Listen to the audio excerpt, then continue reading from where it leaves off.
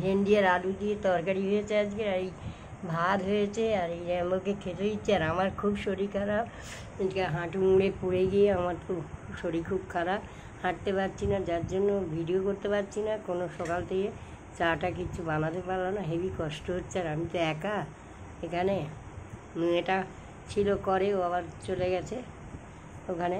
আবার এই যে র্যাম্বোটা আমায় চলে যাচ্ছে ফেলে, ওর জন্য একটা কবিতা বলছি।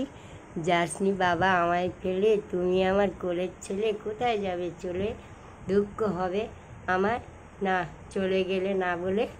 ও বন্ধুরা, যদি কবিতাটা ভালো লাগে তোমরা একটু আমাকে সাপোর্ট করো।